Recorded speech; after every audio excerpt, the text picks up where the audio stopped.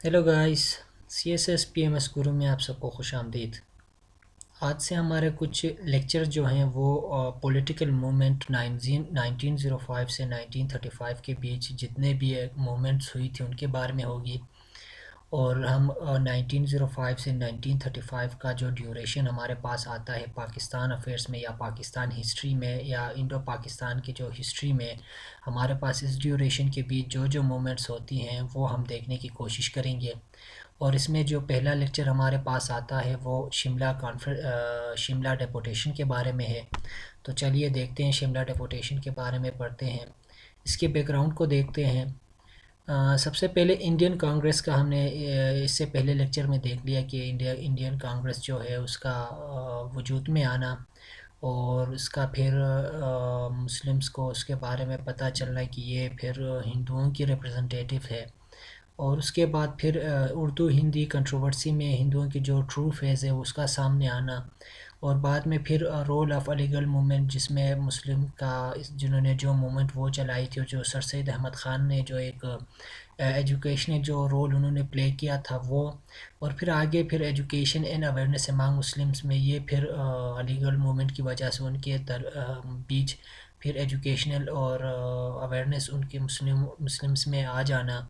ये कुछ 1905 से ये कुछ वाक़यात हुए थे, कुछ मोमेंट्स हुई थी, जिसकी वजह से बाद में मुस्लिम्स को ये अंदाज़ा हुआ कि यार हमें कुछ अपने जो हमारे ग्रीवेंसीस हैं वो फिर ब्रिटिश के साथ शेयर करनी चाहिए, हमारे जो डिमांड्स हैं वो ब्रिटिश के साथ शेयर करनी चाहिए। क्योंकि जो चीज़ें एक इंडिया कांग्रेस का वजूद में आना, उसके बाद फिर हिंदी उर्दू का जो कंट्रोवर्सी होना, फिर उसमें उसके बाद जो रोल ऑफ अलीगढ़ मूवमेंट ने जो एक रोल उनके बीच एजुकेशन और अवेयरनेस को जो उजागर करना, ये चीज़ें ऐसी चीज़ें थी जिन्होंने फिर ऐसे इंटेलेक्चुअल सामने लाए थे। उन्हीं इंटेलेक्चुअल्स ने बाद में बैठ के ये बातें फिर डिस्कस की कि यार हमें अभी अपने जो डिमांड्स हैं, जो हमारे ग्रीवेंसीज हैं, जो सर सैयद अहमद ख़ान ने कहा था कि एक ऐसा वक्त आएगा जिस टाइम आपको इंग्लिश भी आएगी और आप में एजुकेशन भी होगी, मॉडर्न एजुकेशन भी होगी, उस टाइम आप पॉलिटिक्स में इंटर हो जाएं। तो ये वो टाइम था जब 1905 में इन्होंने जो अलीगढ़ के ज़्यादातर जो प्रोडक्शन थी, जो वहाँ से जो पढ़कर आए थे, उन्होंने ये सोच के बैठ के उन्होंने ये डिसीजन ले ली कि हमें एक डेपुटेशन के फॉर्म में हमें जाके अपने जो डिमांड्स हैं वो वाइसराय के सामने रख देनी चाहिए और ब्रिटिश गवर्नमेंट के साथ रख देनी चाहिए, और हमें अपने डिमांड्स उनको पेश करने चाहिए। तो इसी हवाले से फिर 20 जुलाई secretary of state of India Lord Morley announce reforms in Indian constitutions.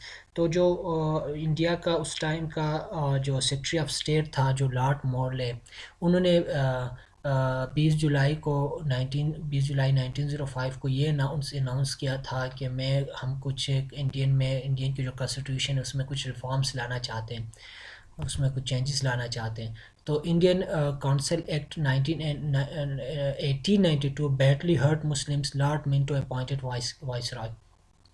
तो जो इंडियन काउंसिल एक्ट जो था 1892 का, उसमें जो मुस्लिम्स के साथ उनको बहुत ज़्यादा उनकी जो डिमांड्स थी वो नेगलेक्ट किए गए थे, या उनकी डिमांड्स उस टाइम तो कोई ख़ास नहीं थे, लेकिन उनके जो हुकूक थे वो पामाल किए गए थे, उनके राइट्स उसमें मतलब वो बैडली हर्ट किया गया था मुस्लिम्स को। उसके बारे में हम बाद में पढ़ेंगे इंडियन काउंसिल एक्ट के बारे में, तो आपको उस चीज़ का अंदाज़ा होगा, वो आपको क्लियरिफाई हो जाएगी।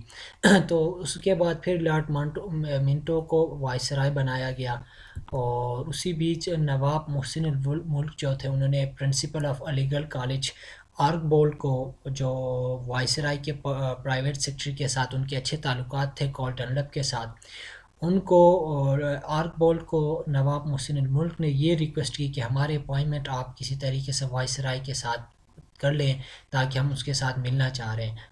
आप इसमें ये बात नोट कर सकते हैं गाइस कि मुस्लिम कितने डाउनवर्ड थे कि वो एक वाइसराय से मिलने के लिए भी इतना लंबा उनको एक रिक्वेस्ट करनी पड़ती थी, और उनसे मिलने के लिए कोई ख़ास उनके पास एक फ़ोरम नहीं था, एक रिप्रेजेंटेशन नहीं थी।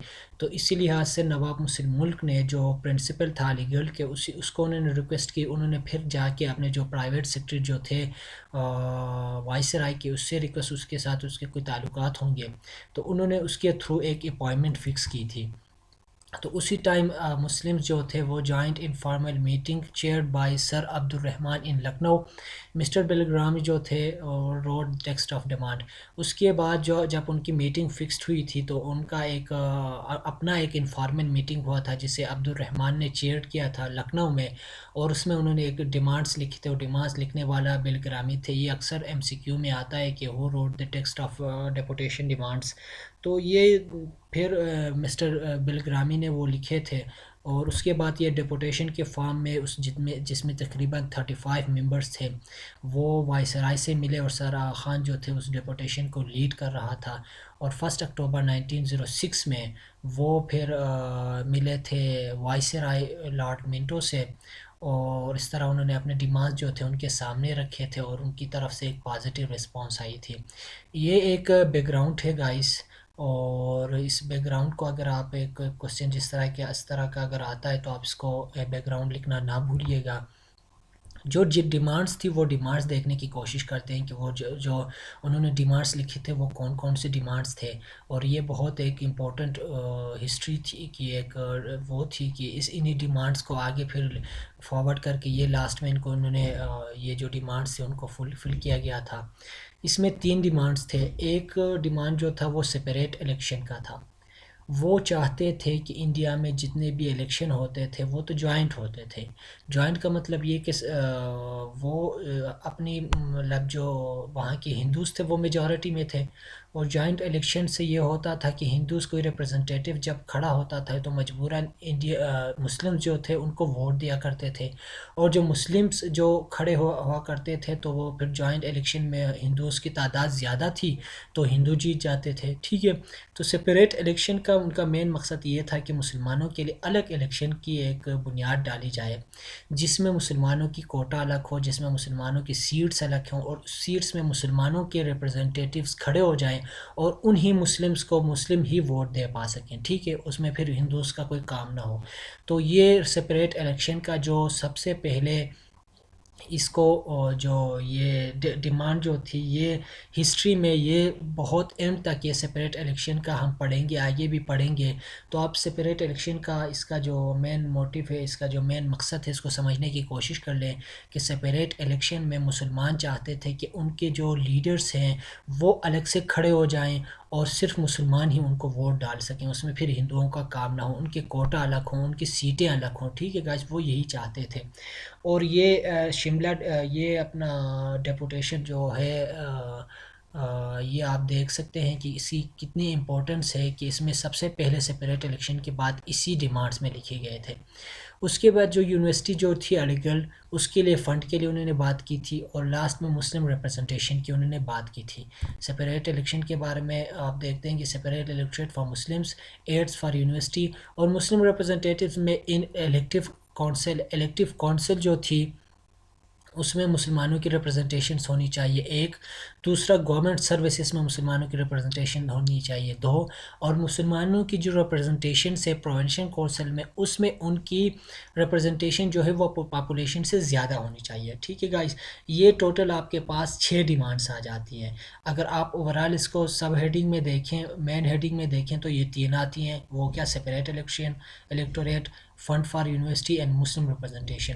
لیکن آپ جب اس کو الگ سے دیکھیں گے تو مسلم ریپرزنٹیشن کو آپ سب ہیڈ میں لا سکتے ہیں, جس میں ایک انہوں نے الیکٹیو کونسل میں مسلمانوں کی ریپرزنٹیشن کی بات کی تھی ایک.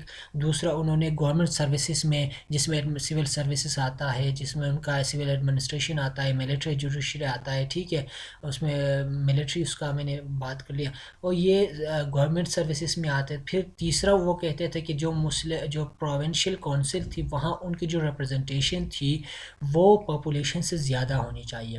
ٹھیک ہے گائز, پہلے نمبر پر انہوں نے کہا تھا کہ سپریٹ الیکشن ہونی چاہیے. دوسرے پہ انہوں نے کہا تھا فنڈ فار یونیورسٹی ہونی چاہیے. تیسرے پہ انہوں نے کہا تھا مسلم ریپرزنٹیشن ہونی چاہیے. کس چیز پہ ہونی چاہیے, ایک تو الیکٹیو کونسل میں ہونی چاہیے, دوسرا گورنمنٹ سروسز میں ہونی چاہیے, اور تیسرا جو ریپرزنٹیشن ہونی چاہیے وہ پاپولیشن سے زیادہ ہونی چاہیے. کس چیز میں, پروونشل کونسل میں. تو گائز یہ ڈیمانڈس تھے, اور اس ڈیمانڈس کے کو لے کے وہ پھر وائسرائے سے ملے تھے, اور وائسرائے نے پازیٹیو رسپانس دیا تھا، اور اس کا پھل ان کو پھر جو 1909 میں جو ان کی ایک ایکٹ آئی تھی، جو چینجز انہوں نے کیے تھے اس میں انہوں نے ملا تھا، وہ ہم بعد میں دیکھتے ہیں۔ جو ریفارمز 1909 کا ہے اس میں آپ کو اس بات کی کلیئر اندازہ ہوگا کہ اس کا کیا فائدہ ہوا تھا۔ تو آج کا یہ لیکچر ہمارا کمپلیٹ ہوتا ہے گائس، ملتے ہیں اگلے لیکچر میں، تب تک اپنا خیال رکھیں، اللہ حافظ۔